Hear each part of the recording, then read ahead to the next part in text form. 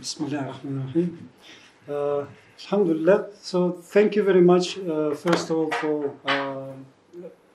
inviting us for this talk and organizing it.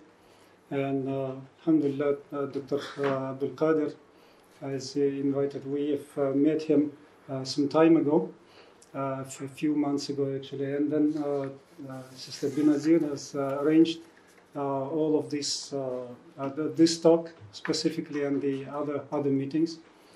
Alhamdulillah. So what we are going to do is maybe before we start the program, we just for a very few minutes, maybe just a couple of minutes, I can give the mic to our executive director, Dr. Zaid Al-Barzanji, just to introduce the Maqasid Institute, and where all of us will represent this institute.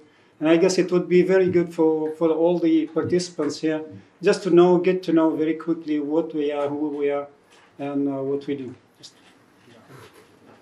السلام عليكم ورحمة الله تعالى وبركاته وأهلا وسهلا ويعني أنا فرحان جدا وسعيد أن أكون معكم حول الإنجليزي. Welcome everybody. I'm very happy to be here with you today. It is indeed an honor for me to be with all of you and to be invited to this amazing institute and educational and mashallah and research and center of knowledge. The Maqasid Institute, the Institute for Higher Objectives of Islam, is a research think tank that wants to bring back and activate and institutionalize Tajdeed and Islah. The vision statement that we have is to value divine guidance in human affairs. And if you look at simply that point, is that it seems to be a major challenge that we have because divine guidance right now impacting world affairs, or it is not really present. So to address this issue, the Maqasid Institute works on three mission statement, has three items. The first item is that we need to activate the Quran al-Kareem with a proper methodology that deals with the Quran al-Kareem and the Sunnah al-Nabawiyya salawatullahi ta'ala wa salamuhu ala sahibiha. How do we actually work with the Quran al-Kareem and the Sunnah al-Nabawiyya in a holistic, coherent manner so that all work together to deliver divine guidance? The second objective that we have is that can we then rethink the sciences and our knowledge, our ilm of this, our understanding of this existing of this world, and then if we have that knowledge, then we walk into the third objective of how can we make an impact, make a contribution to world affairs. So how can we as Muslims be part of the solution? Are we right now part of the solution? Can we answer that question honestly? And then how can we break this and actually be part of the solution? So these are simple three objectives that we have, alhamdulillah, with Allah subhanahu wa ta'ala's blessings over the past 5 to 7 years. The Maqasid Institute was able to develop a network of seekers of knowledge, of researchers from all over the world. Alhamdulillah, today we have over 1,000 members in the Maqasid Research Network from all over the world, from all different specializations, whether Islamic studies to social sciences to hard sciences. Alhamdulillah, cover all of that from many different countries throughout the world.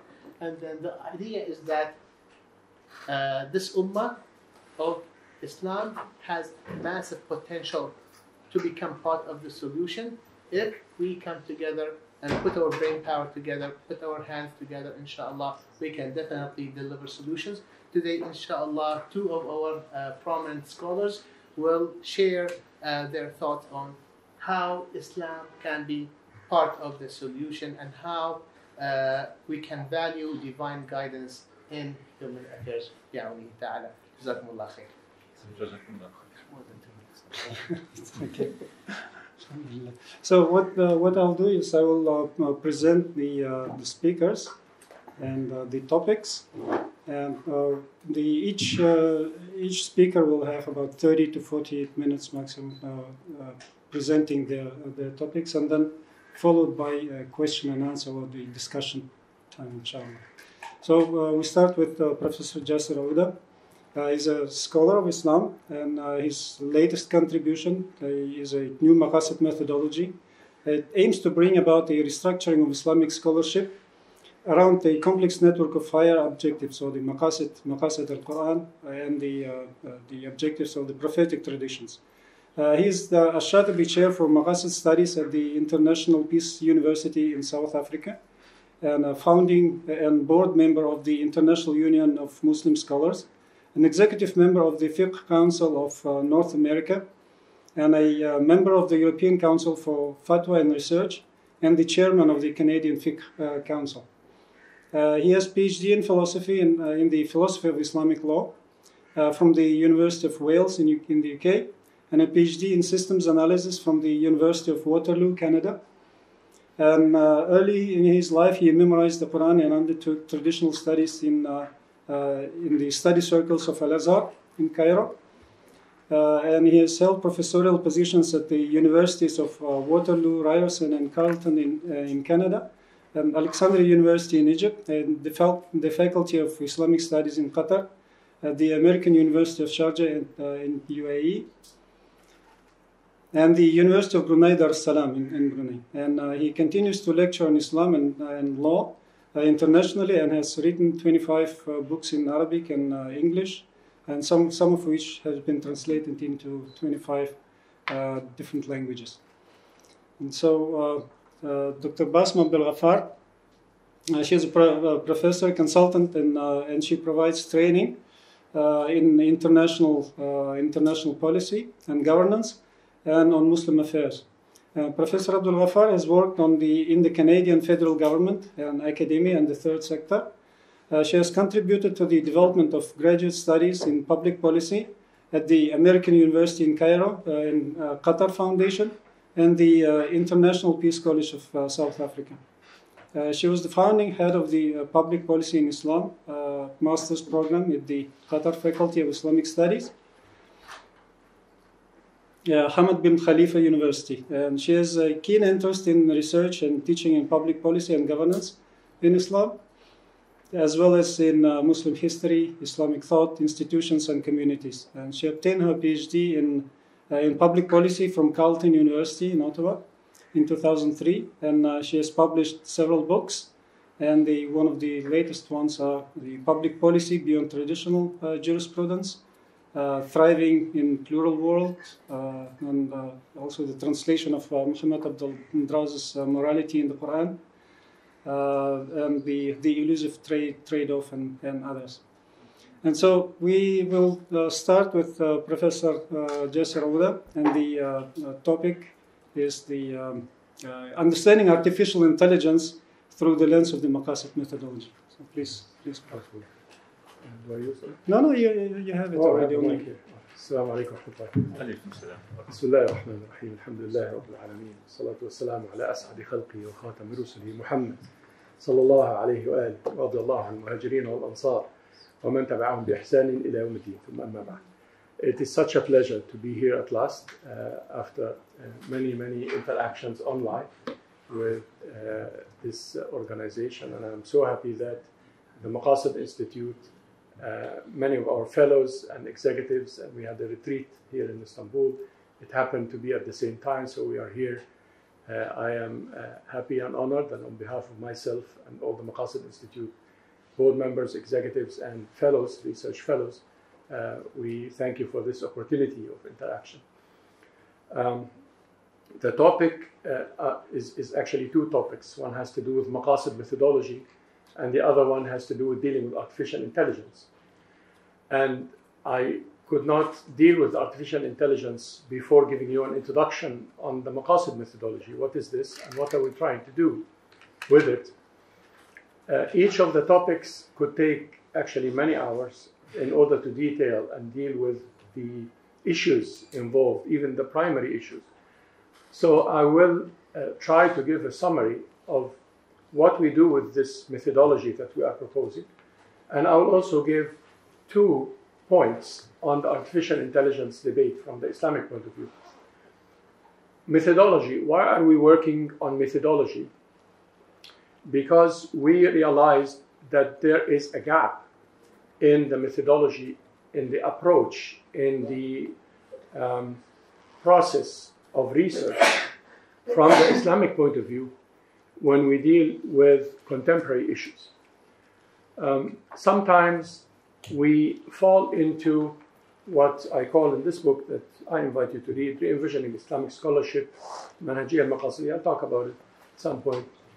What I called in this book intellectual schizophrenia. Sometimes we deal with Islam in a way that has imitation as the approach, as methodology. Imitation especially of the history of jurisprudence in Islam. And then when we deal with reality, artificial intelligence, innovation, when we deal with political science or sociology or architecture, we are dealing not from an Islamic point of view, not informed by Islam in any way.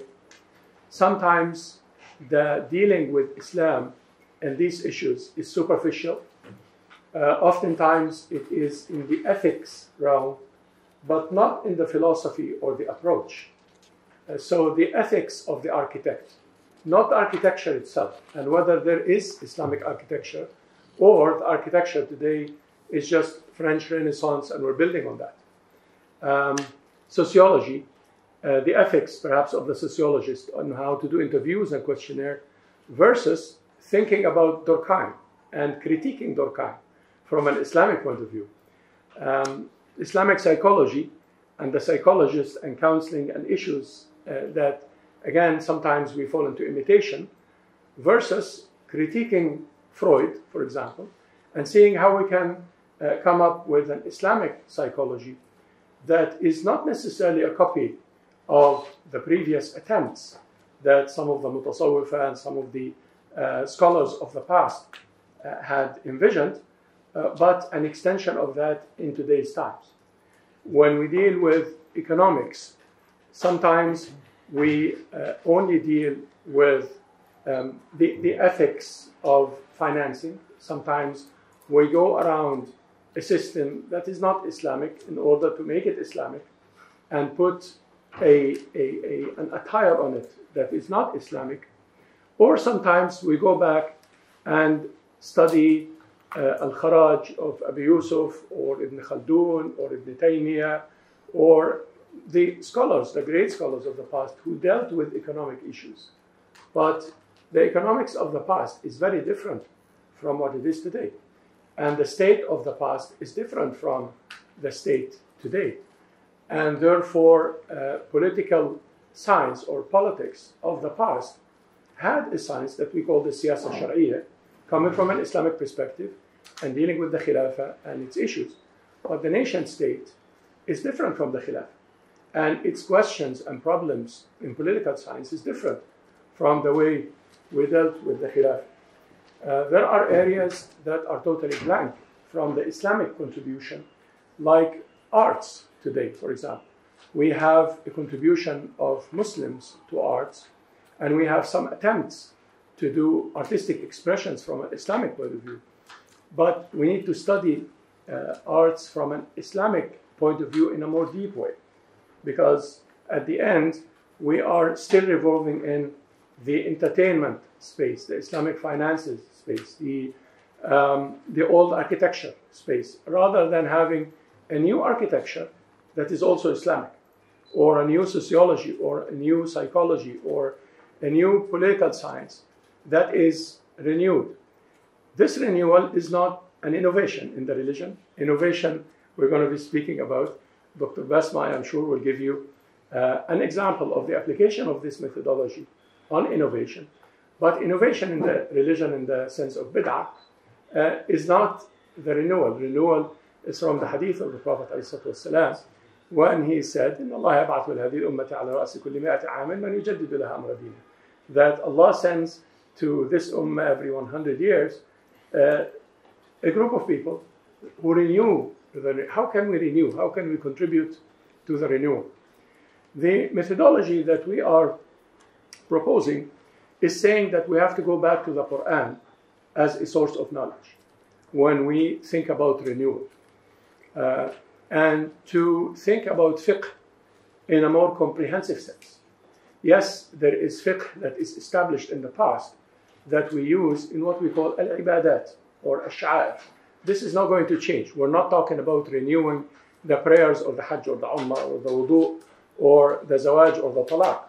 But we are talking about the renewal of everything else that we called in the past al-mu'amalat, that is today very different from the planet that was in the past that had the mu'amalat that are not the mu'amalat of today.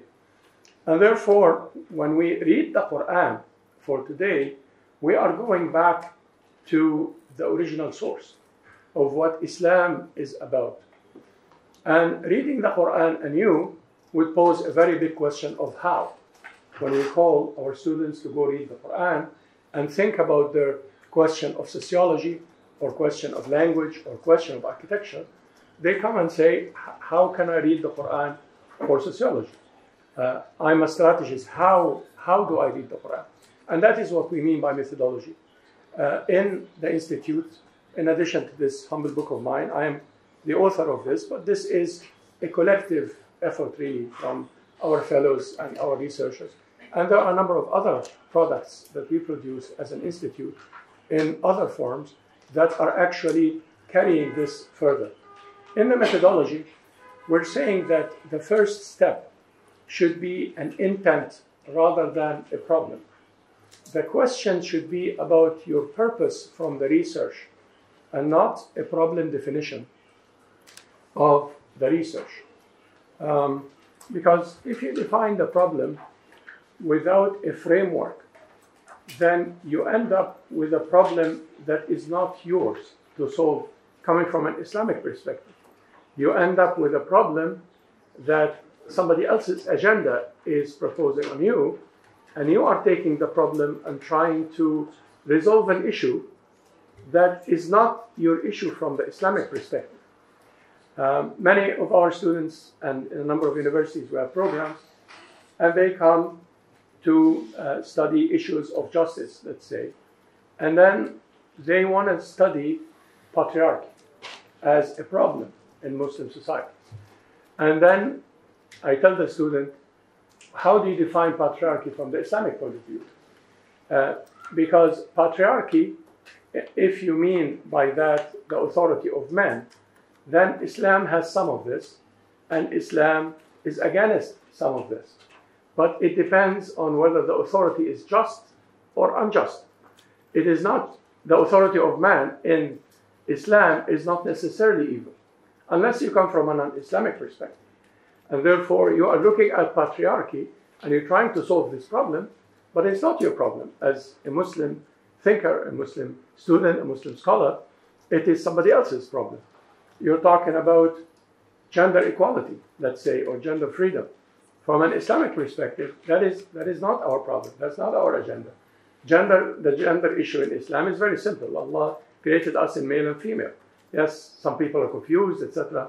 But that's not our issue. That is not a problem that I'm doing sociology from the Islamic point of view to solve.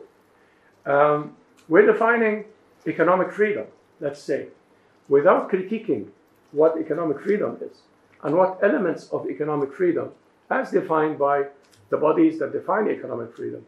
What elements should we approve from the Islamic point of view, and what elements we should not approve from the Islamic point of view, before we think that economic lack of freedom is a problem in one of the Muslim states or Muslim societies.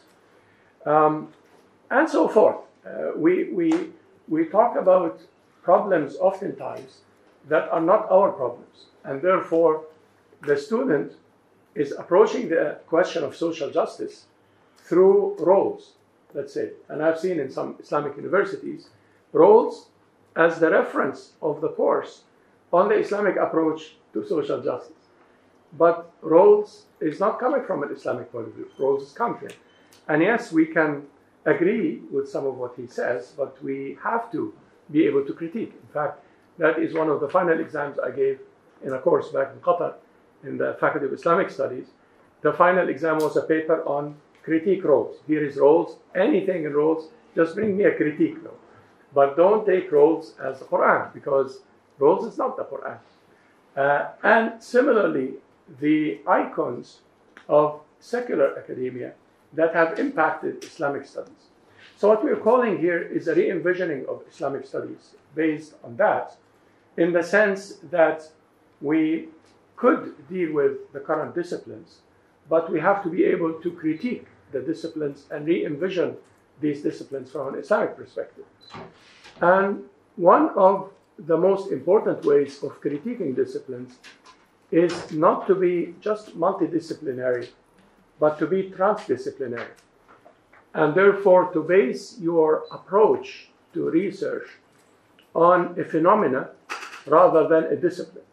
Because once you put a phenomena within a silo of a discipline, and as we say in secular academia, the epistemology of the discipline, then you are restricting the study of the phenomena from the Islamic point of view. Poverty is not just an economic phenomenon. Poverty is a social phenomenon, is a psychological phenomenon, is a political phenomenon. Poverty has to do with international relations and international agreements, and has to do with policy making to make or break poverty. Poverty is not just an economic question. When you talk about the pandemic, it's not just a medical question. There is a lot that has to do with hospitals and care and society and education. If the society is educated, it will deal with pandemics in a better way than a society that is not educated. And therefore, one of the questions of pandemics is education from the Islamic point of view. And therefore, when you deal with phenomena, you are going beyond the disciplines into the transdisciplinary approach. And therefore, you are dealing with it freely without being confined to the silos of disciplines. Hence, we are going to be talking about two phenomena in today's world. One is artificial intelligence, and one is innovation, and dealing with them as phenomena. And therefore, after we have this intent of what is the purpose of the study of artificial intelligence, the purpose of the study could not be more efficiency for the artificial intelligence machine, because what am I doing with the machine? What is the objective of the machine? And hence, the purpose or the objective is very important. A lot of the artificial intelligence is a very wide discipline. My brother mentioned that I have a PhD, a very old one though, in that field. I was now, 30 years ago in that field. And of course, it has developed quite a bit, even though I did work in my student times when I was a student of science with neurosciences and artificial intelligence in the neural network sense. So what is that? What is the objective of a neuro-based artificial intelligent machine that is put in the heart of a social media app? At the heart of the social media app, the objective or the intent is more clicks. Is simply getting more clicks, because more clicks mean many, many things in the economics of the social media. And more clicks will depend on more people liking that app. And that's why you read in the artificial intelligence literature today that there are so many ethical problems. Why? Because artificial intelligence doesn't have our moral values. It doesn't have deen or Islam or Christianity or anything. It just goes by the objective. And if the objective is more clicks, and it puts something sensational or something conflictual, or it will discover, oh, people are actually clicking, and people are buying in this, and people are getting addicted to it. And this is all the objectives of the system that runs the social media. Perhaps the programming out there in Java or whatever doesn't see that. When I studied engineering as part of my studies, we didn't take ethics. Perhaps we took a course that I forgot even taking. Very weak ethics courses, no approach to design from any moral point of view, let alone an Islamic point of view. And therefore, you are a machine. You are making yourself a machine that is programming an intelligence that is more efficient than the human intelligence.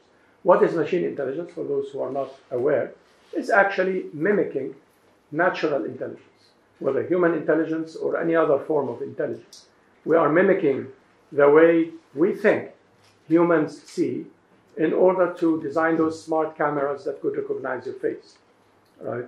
And because we think that the humans in the visual cortex have divided the visual cortex into those blocks, we try to mimic that. Something I worked on way back as a student, designed something called modular neural networks for recognition, and therefore I mimicked the visual cortex in a machine, thinking that I have a module for colors and module for 3D, a module for this. That's how I thought the machine works. But the machine actually doesn't work like that. It's just me roboticizing the human and then thinking that I am copying human intelligence. And I'm not copying the real human intelligence. I'm copying a materialist approach to the human. And that is quite problematic. If I may give another example, that we think that the human acts in a particular way, thinks in a certain logic, and therefore we program the logic of the machine to think like that. But the human doesn't do A implies B, B implies C, therefore A implies C. It doesn't do what we used to call in the old days prologue. I'm sure this is a very old language now. I'm from the Stone Age before internet. But the human doesn't go by that. And in order to train engineers for prologue, we used to teach them Greek syllogism, or used to teach them Aristotle, basically, in order for them to be able to think, oh, that this is the human logic. But the human logic is much wider than Aristotle, and it's much wider than how we understand the brain. We think that the brain is a network, but the brain is much more than that. In fact, going back to the Quran, so to give you one example, Allah subhanahu wa ta'ala is teaching us that we think with our hearts, not with our brains. Our brains is an organ that is helping our hearts to act, but we think here. And if we are guided or misguided, or if we remember or forget, or if we understand or misunderstand, it is here. That is the Islamic paradigm. And here is a way of managing perhaps the body. Yes, the brain is an organ that manages the body, but there is no evidence that the brain is the place where the thought happens.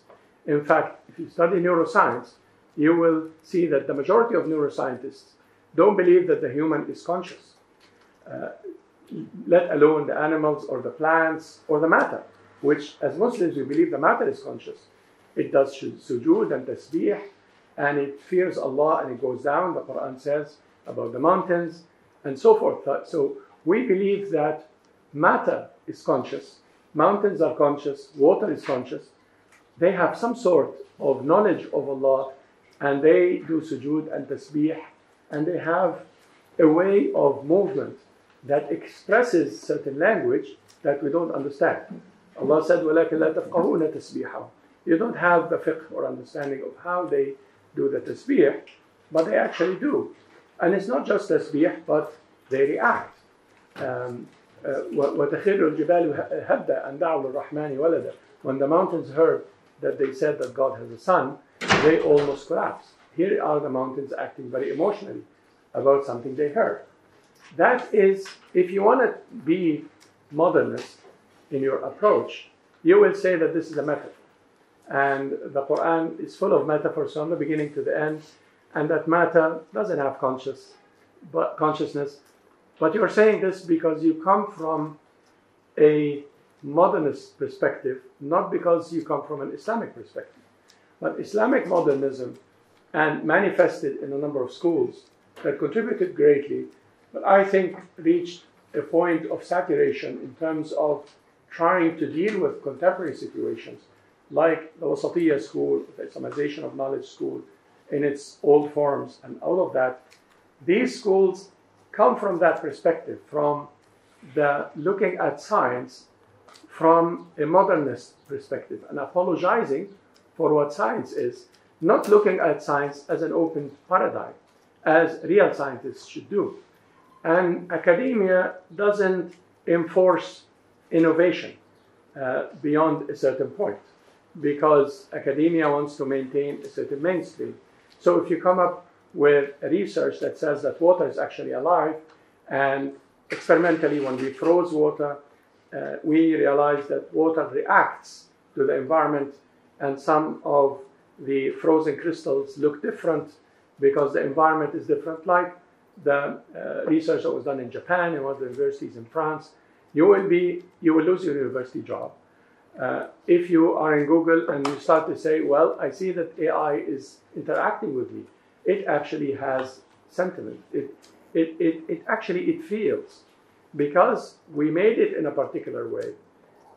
It feels because we misdefine feeling, but it does feel as we define feeling. You see, it's both. We define feeling in a way that is very mechanical, but it actually feels, it interacts. It does what they call in the AI language a wide intelligence versus narrow intelligence. Narrow intelligence is to recognize this as the machine goes by, so I will recognize every time the cup goes by. One objective intelligence. Versus the machine starting to pick intelligence that is not what the machine was programmed to do. It was programmed to give you a credit card or not give you a credit card. And then the machine discovers that, how about I rob the bank? That is even better than giving people credit cards. And then the machine, on its own, goes and robs banks. And that is actually starting to happen, because the intelligence is starting to become very advanced to the extent that the machine that we're building, yes, it is malfunctioning and it is not representative exactly of the human. It's representative of a robotic materialist philosophy of the human. Yet, it is actually becoming a very intelligent robotic human, right? So I'm not concerned about the errors in the drones. You see the drones that, are sent in wars today to kill people, just because I'm not concerned about the errors in the drone. I'm concerned about the drones itself. I'm concerned about how accurate they become and how this becomes the norm. And of course, every nation has to defend itself, etc. But I'm just saying that if all the nations are going to go down that direction and have all of these weapons that are accurate, yes, there is 1% error, so 10 people will die by mistake, but 100,000 will die not by mistake. And 10 people will have the wrong credit card, but 1 million others will have the right credit card, and the system keeps advantaging the 1% versus the others, because the system itself is wrong. So when we talk about artificial intelligence this way, and how it is making the current systems more efficient and faster and more accurate and even more intelligent than us and creative and goes on a tangent and goes and does something else that was not even programmed to do, we are talking about a problem in the current systems. The current system itself, if we make it more efficient, if we make the current social media system more efficient, it will be detrimental to human societies, because it is designed to enforce addiction and enforce division in society and sensational fake news, etc. It is designed for that. And we are making more efficient. Of course, there are so many important breakthroughs that were made. We have now a driverless car. That is fine. You can sometimes you find that the car is braking on the highway because you forgot, and so these things are important. So therefore, we cannot say whether we should put a block on AI development or we should leave AI to work. I don't think either of the two simple answers is the right answer. We cannot ask technology not to progress, I guess, putting progress between quotes here, because that is not what Islam is about. Islam would not ask science to stop. But we also cannot say, well, Islam is about science and rationality, and therefore we can develop more and more efficiency of systems that have major problems in their dynamics. And therefore, what we need to do is to guide the AI systems to have purposes that are moral purposes, or at least they do not contradict with moral purposes. And this is a dilemma by itself, because if you want to do that, you want to get, policy-wise, you want to get into the area of government regulation. But that is becoming problematic because those who develop AI is the private sector. And the private sector has all the interest not to regulate or to abide by the regulations in a very superficial way.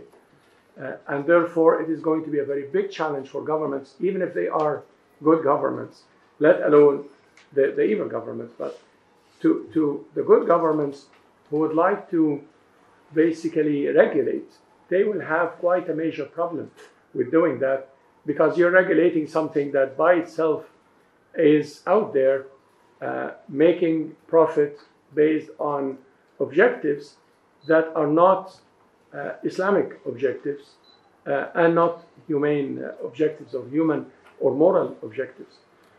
This is the first step of a 5-step, 7-element methodology that we are proposing here. The other steps have to do with going back to the Quran and the Sunnah of the Prophet ﷺ as a bayan, illustration of the Quran, and reading it anew. And when we call our researchers here, who are sociologists and political scientists, architects and engineers and so on, to go back to the Quran and read, we're not asking them to give fatwa in the traditional sense, because they are not qualified to do that. But we're not even asking as well the fuqaha in the traditional sense to give fatwa in issues of architecture or sociology or economics, because they're not qualified as well. So what we are saying here is that the Muslim scholars who would like to revive the Islamic approach to civilization, would like to contribute to today's world, they need to go back and read the book of Allah and the Sunnah of His Messenger, not getting themselves into the business of ablution and prayer and Hajj and Umrah and Zawaj and Talaq, to get themselves into the business of what they do. You are a strategist, read the Quran with strategist eyes and see how you can come up with ideas. How can ideas emerge from your reading so that you have a more guided strategy? If you are somebody who is working in the AI field, read the Quran and look for clues on how to deal with your issues. Now, this is a very big gap that I'm talking about between somebody who is secularly trained and reading the Book of Allah. Therefore, we offer 7 elements. You find them on the cover of this book: the concepts, the objectives, the universal laws, the groups, the proofs and the commands. So when you go back and look for the concepts, the question of what do I look for in the Quran? Look for concepts. Look for the concept of knowledge, the concept of intelligence. In the Quran, try to formulate a Quranic concept of intelligence, so that your concept is not driven by a materialist definition of the human. And when you define a more Islamic concept of intelligence, then perhaps we can look at the machines and try to make them more efficient and more accurate with a different concept of intelligence. Look at the objectives in the Quran and see how the machine could have better objectives than clicks and profits and so forth, because these objectives of the design are not Islamic objectives, really. In fact, the Quran is teaching us that most people will be disbelievers and most people will be immoral and most people will not care about morality. And therefore, most people cannot feed your data so that you form the majority of the opinions. You see, you know those text writers, GPI 3 or GP1. GPT. Yeah, GPT. Yeah, this, when you ask it to write the text, because it is trained from what is on the internet, if you say the word Islam, it will bring you the word terrorism. Why? Because the word Islam and the word terrorism exist so much on the internet to the extent that that poor machine thinks that this is the reality. Islam, terrorism, and it's a problem. When the machines that look for faces, like what the Chinese are doing now in the streets, they are recognizing people's faces to know where everybody is going. Quite Orwellian. But when you look at that, you will realize that the machine, and that is papers written on that, recognizes white people more accurately than dark people. Why? Because the machines were designed mostly with white faces. And it doesn't recognize dark people as much.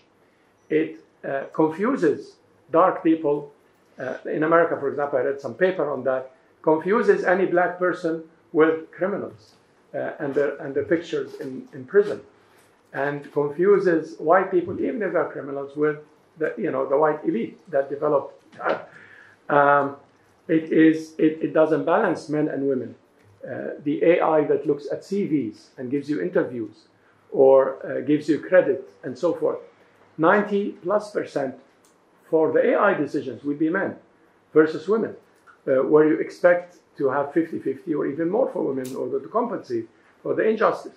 You will find that 95% will give the credit or give the interview to the man, not to the woman, because it is learning from the mass data on the internet, which is mostly men and men biased.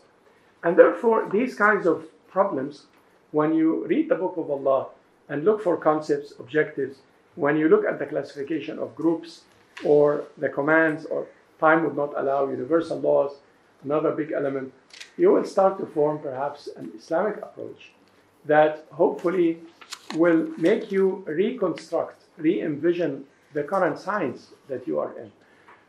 And this is a contribution. This is not an effort of destroying the current civilization. This is an effort of renewing the current civilization, because Islam has a way to contribute, and the more we are apologetic about the realities out there in the secular world and just trying to put an Islamic attire on them, the more we harm everybody, because Islam does have something to offer. If it has the courage of its scholars to go into the sciences that they learn and reconstruct the science, re-envision the science, in order for us to have an impact in today's world. Time wouldn't allow me to go into more details, but let me introduce the work that you will hear after as an example of the application of this methodology with a lot of complexity that we were just talking this morning in our retreat, that those 300 pages are very poor in representing the complexities of this methodology, how these elements interact. So here is an example to give the floor to Dr. Basma on innovation, and we don't mean by innovation bid'ah, we mean by innovation as in policy, as in AI, as in medicine, etc. And hopefully this will give you a good example of what I mean by the methodology. Jazakallah khair, barakallahu feekum. Thank you once again for inviting us, and I hope that this was not too abstract. I'm looking forward to your questions. So shall we? Okay. So maybe we can just have a few questions if there's anyone would like to ask any questions. And then, another coffee break? Yeah. Okay, that's perfect. So anyone would like to? Yes, please. Okay. Yes. Thank you for your beautiful speech. I would like to ask that one of the most used words in your speech was the Islamic point of view. I would like you to clarify that what you mean by this term, because what makes something Islamic, for example, you said Islamic architecture and Islamic point of view. What makes something, let's say, the Islamic architecture is Islamic? Why not? Isn't it just an historical conditions, a product of Islamic historical conditions and the social, economic, and the power relations? By what makes it more Islamic? Why not historical conditions, result of Islamic historical conditions? Sure. And also Islamic point of view isn't just if it is a classical view. Again, isn't it product of a certain particular social economic power relations? And if it is, why one should take this view today and bring it to today's contemporary world? And one more thing you said, for example, gender equality and the patriarchy is not a problem of Muslim world. But for example, why AI is? I don't think that it was invented in the Muslim world. So why AI is the problem of the Muslim world today? Why not the patriarchy and the gender equality? Thank you. Thank you very much. These are two questions. One of them is coming from a postmodern perspective. Basically, you define Islam as a phenomenon, and you look at the knowledge and power relation. You haven't spoken enough to know whether you're coming from a Foucaultian perspective. Perhaps you do. Your terminology appears to be influenced by the deconstruction stream that has to do with knowledge and power. What we need in the Islamic studies perspective, I'm speaking from within the Islamic studies, for the Islamic studies, we cannot embrace the philosophy of postmodernism, all of its streams, whether you're talking about the critical legal theories or the post-linguists or the deconstructionists in all of their ways, the historicists, and so forth, whether you are taking any of the streams of postmodernism. We cannot take this as an Islamic approach because we need to critique that. In Islam, the relationship between knowledge and power has two different realms of knowledge. One realm is the revelation, and the other realm is human knowledge. You could critique and deconstruct human knowledge because no scholar of Islam denies that their opinion could be wrong, their opinion could be just an ijtihad. Every scholar of Islam does that. Their opinion could be influenced by something that they don't know, and then they change their opinion and correct themselves. Versus the knowledge that is from the revelation, that is from the Quran and the Sunnah of the Prophet ﷺ, that is that illustrates the Quran. Now, that knowledge is not deconstructed and is not subject to historicism in the way you described. And my proof on this is not an objective proof, it's a matter of faith. Because I come from the Islamic perspective, I believe that the angel came to Muhammad ﷺ on the mountain, and he gave him that book, and the book is what we have today. And therefore, this book is not subject to the knowledge and power analysis in that sense. So what do I mean by the Islamic viewpoint is a viewpoint that is based on the Quran. Is it the Islamic viewpoint? No, it is just an Islamic viewpoint. And any Islamic viewpoint is an Islamic viewpoint. It's not the Islamic viewpoint. Unless you are talking about something that an Islamic viewpoint agrees on. Everybody agrees on the oneness of God. So this is not just an Islamic view. The oneness of God is the Islamic view, you see. Versus some opinions about AI that I could come up with if I'm a researcher in this design field, and some other AI researcher could differ with me. I have an Islamic point of view, and he or she has an Islamic point of view. I noticed in the second question that you mixed Islamic and Muslim. And this is, again, typical postmodernism, because Islam is not a social phenomenon. Islam is a truth by its own right.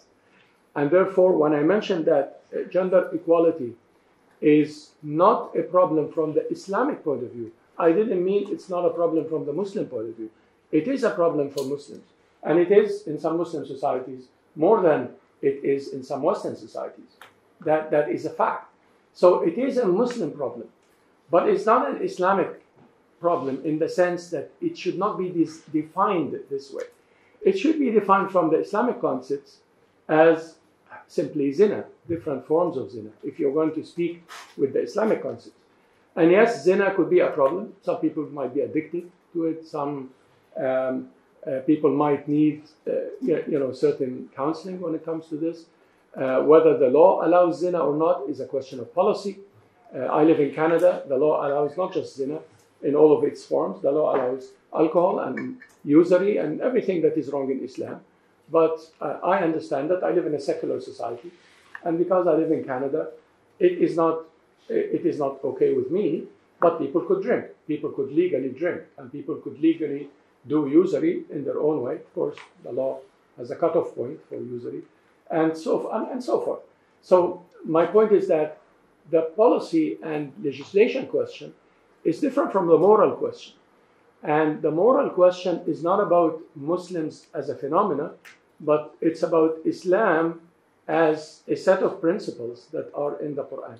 Which reading of the Quran? Well, as long as the reading of the Quran is conforming to the core message, then it is an Islamic reading. We might differ on some issues, whether they are core or not, but it is not really divided into core and non-core with a very clear line, or objective or subjective. These divisions are not how the Quran, how Quranic logic goes. So I hope this answers your question. Okay.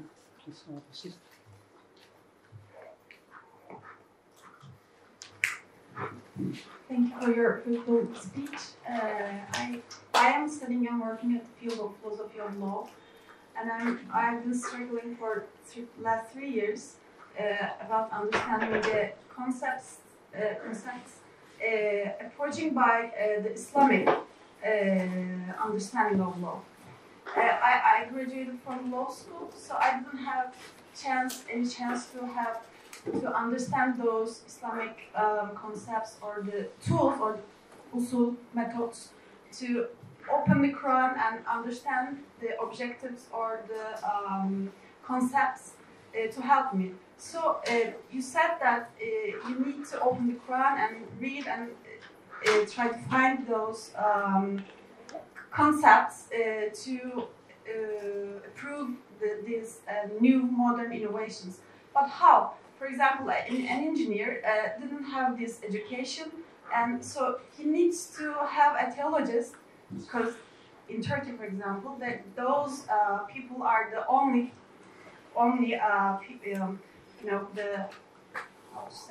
experts to interpret those ethics to this field. So how can an engineer open the Quran and try to understand those concepts? How can they have this method or tools to put those concepts to your work? Well, again, two questions. One has to do with somebody with a law school degree in a secular sense, trained perhaps in the French law, the English law, and trying to approach the Quran without the background that people get when they study Sharia in the traditional sense. But then, when you're talking about law today in a nation state, you're not necessarily talking about Sharia. It's not necessarily equal to Sharia. You will need to come from a theories perspective. So, for example, you are a lawyer, read the Quran looking for a theory of responsibility. You will find that, and there are books out there that could help you with that journey, and perhaps you could develop, if you are a scholar of law, or philosophy of law, you could start to develop your own understanding of responsibility in a nation state in terms of legal responsibility from an Islamic point of view. Read the theory of the Quran on crime and punishment. Not necessarily that we apply the punishments in the Quran in a modern society in a literal way. This is not necessarily your outcome. But you will end up from experiences with the Quran, what we call cycles of reflection, with a critique of the theory of crime as it is perhaps in the French law. Because a theory of crime in the French law would have elements that you, from the Islamic point of view, will have disagreements on. And this is not necessarily copying from a book from the past, but it is you as a scholar of philosophy of law reading the Quran, looking at these theories, and so forth. So my point is that the common ground between your background And the Islamic background is the area of theories, where you could look for theories from the Quranic point of view and see how Islam is developing certain theories. In political science, you're talking about participation, let's say. How does Islam push participation forward? And how can we critique democracy in a way that makes democracy better? Because democracy has its flaws. And how can we develop the political science that is based on today's democratic theories in a way that makes them better?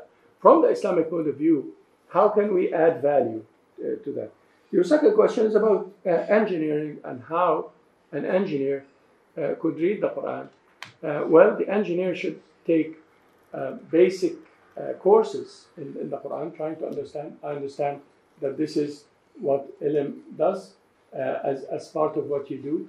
And when you teach an engineer some introduction of the Quran, I don't know the curriculum here, but I would really be very happy if I see that there is an element of reading the Quran in the curriculum, not just reading about the history of the analysis of the Quran, but reading it and trying to understand it from your perspective as an engineer.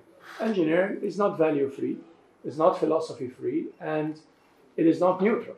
Anything you do, you design a pen or a car or a social media app, this is full of values and objectives and concepts, and it's full of deen, if you speak from the Islamic perspective.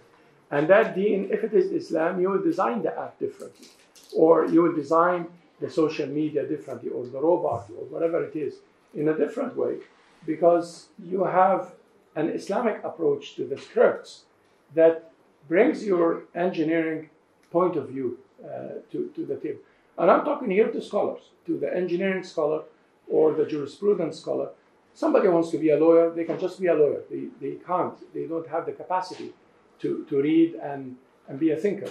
But I'm speaking in this room with students of knowledge that I assume would give it a try at least, give it a shot. Try to look back at the Book of Allah or a translation, find a good translation in your language, and try to see what kind of concepts, what kind of essence I could bring that could help me.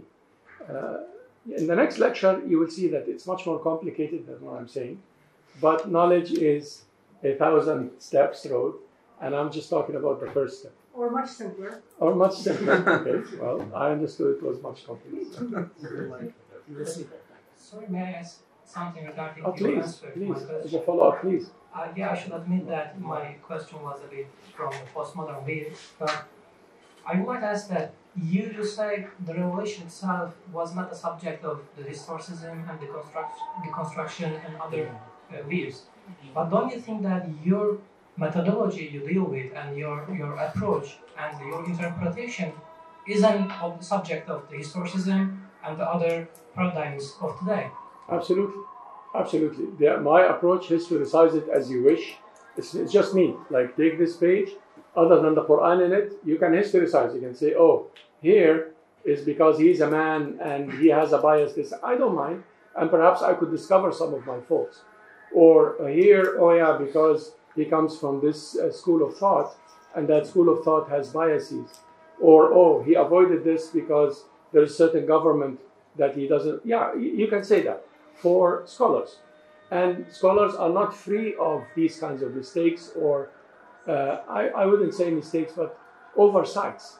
Because we are humans. We come from a particular perspective. I'm sure my living in Canada, for example, has impacted me in certain ways, looking at things, versus if you are living in Turkey or somebody is living in China. And this is fair game for postmodernism.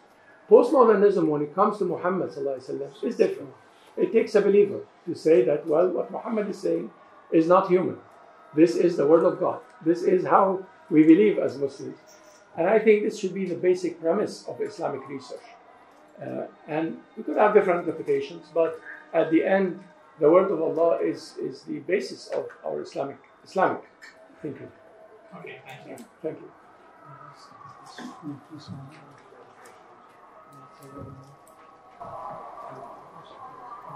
My question is about, thank you so much.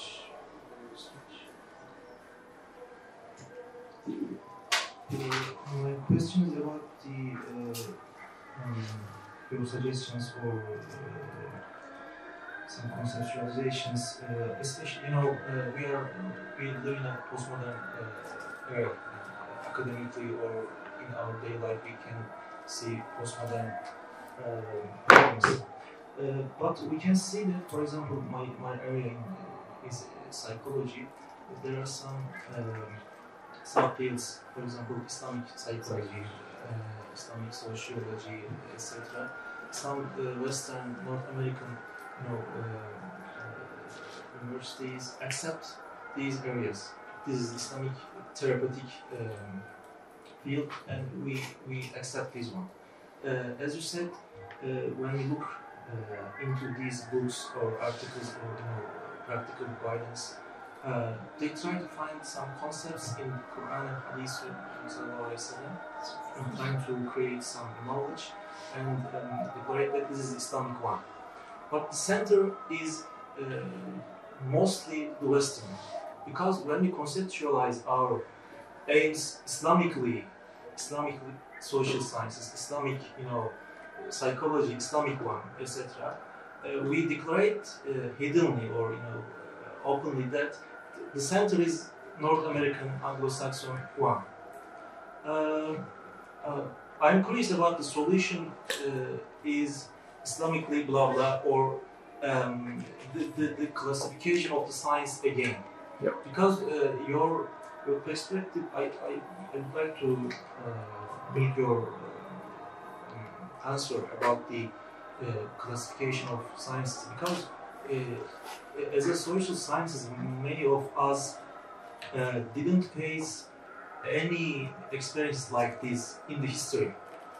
Let's say when we think about the methodology in fiqh, in hadith, let's say usul fiqh, usul hadith, this is the different methodology of the social science methodology. The picture of the world is very, very different. So for me, the problem, we conceptualize properly and give a proper solution based on the classification of the sciences. These classifications, for me, is not the proper one. What's your comment about that? Well, so briefly, chapter 6 of this book is on this topic, is on a reclassification of knowledge from the Islamic point of view. Because we really cannot do this re-envisioning of Islamic scholarship without the question of the disciplinization and classification of knowledge. And what we're suggesting here, let's say, are three main points, and then there is a fourth that thinks for the three. But those three is one, what I called here usuli sciences, or fundamental sciences, which are the sciences that deal with the fundamental sources of Islam, that deals with the Quran and Sunnah per se, and tries to renew the usul of التفسير والفقه والحديث والكلام واللغة, the usul that deals with the Quran and Sunnah as the subject of the science. So that is a circle. The other circle is what we call here disciplinary sciences. We don't call it Islamic economics or Islamic psychology or Islamic anthropology. We just call it anthropology, but we are putting an outline of a plan to reconstruct anthropology on Islamic grounds. And that is not the end game. The end game is the third circle, which we call phenomena studies. So we would like for the redisciplinization to lead to transdisciplinization. Because once you anything, not the deconstruction, the sense of knowledge and power, or any of the other senses, but once you go from deconstruction to reconstruction, then you are really talking about freeing yourself from the shackles of physics and the shackles of biology, and you're talking about biophysics at the first step. And then you are saying, wait a minute, it's not just biophysics, but it's also a bit of chemistry and a bit of psychology and a bit of society. Physics is not free of sociology. And then you start to move beyond the realm of multidisciplinary sciences into transdisciplinary sciences.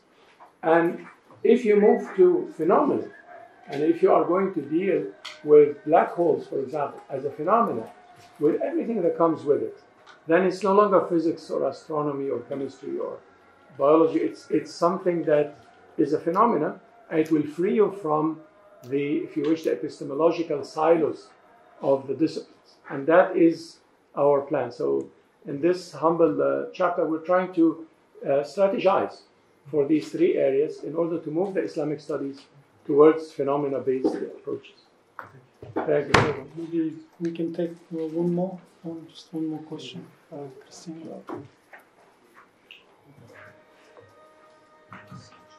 Thank you very much for your interesting lecture. I wanted actually to take our focus a little bit back to the point of like ethics, which were mentioned, like in relation with the artificial intelligence.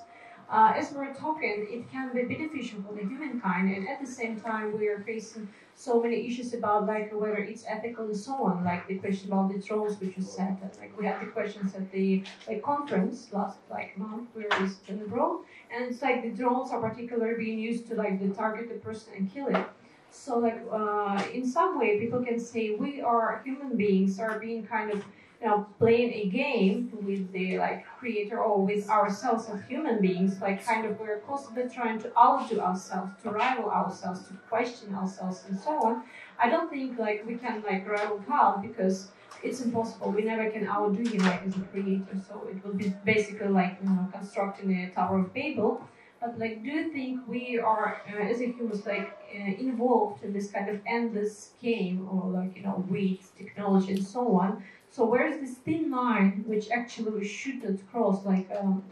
What is the criteria, the list of criteria or metrics which we could apply on our activity or the project and so on, and see whether it's matching the ethic questions and so on, or whether we should stop, so beneficial or dangerous. And the second part of the question, what makes us unique? Because we're speaking about the Islamic perspective. So what is our benefit for the society? What is our unique contribution? What makes us so different from another society and people? Because when we say Islamic approach, I don't think that we mean it's only for Muslims and so on, but we're trying to make global for the the benefit of the humankind. Yes. Thank you so much. Thank you so much. The question of where to draw the line between the benefit and harm is a complex question. It is not really, there is no simple answer for that. And that is why perhaps the focus on the intent. So if my intent, if the purpose of the design is a benign purpose, then perhaps we can push the technology forward. But I cannot give you a criteria, 1, 2, 3, by which we objectively judge whether advancing this technology is good or evil, unless it's immoral. Like you're talking about, for example, what's called the design babies, or the Americans call it design babies. So you're talking about people putting their whims on the color of the child and their eyes and the gender and the kind, and so forth. And that is, if it's up to the humans, it's going to be a big problem, because we have to leave this up to Allah subhanahu wa ta'ala. I'm not talking about using this same technology for perhaps medicine, and that is when it's not black and white. Medicine is not black and white. You might attempt to do a medical research like these guys who use artificial intelligence to discover antibiotics. They might have a good intent. I wouldn't approve that for myself, because I don't think that antibiotics is the solution for our problems, even though sometimes they work. But the same research that is developing antibiotics using AI is telling us that because AI is developing antibiotics, we're becoming more immune to antibiotics collectively as humanity, and therefore we are suffering from other things. So my answer is that if you have the right intent, then don't stop technology. Just work and perhaps follow the good intent, and Allah subhanahu wa ta'ala, may He forgive any outcome that comes out of the technology that might not be the right outcome, or that could be harmful to others. So that is my answer. On the second question, what are we unique, or could we offer something that somebody else offers? Yes, of course. But we're coming from an Islamic point of view. You see, we're not supposed to copy somebody else and then we say that this is an Islamic contribution. Every culture has its contribution. And Muslims have an Islamic culture, whether they like it or not. Some Muslims don't like the Islamic culture. Then they prefer to be Americans or Japanese or French. That is up to them. But basically, every culture has its values and its where it comes from. As Muslims, we could contribute. But if a non-Muslim is here, is one of the audience here, I'm not saying that what we reach necessarily is different from what you reach. Perhaps we could have the same AI policy, let's say, or the same innovation policy, like a non-Muslim who is wise and balanced. But at least we come from the Islamic perspective. So we know that we're not really copying a philosophy that is not ours and just being occupied with our minds, and therefore not contributing, really, because Islam has a lot to offer. And this book, the Quran, is not read enough, has not been read in a way that helps today's world. It hasn't been. People read it all the time. Some people memorize it by heart. But I don't think that we have used the wealth of ideas in that book that could help humanity today. And we really need to go beyond the fiqhi and the kalami and the whatever debates that we have. Whatever madhab you follow is fine, but you need to really look at the Quran in today's context and for today's world. Thank you very much, Dr. Okay, thank you very much. So we can take a few minutes break, about 10 minutes, inshallah. Thank you very much.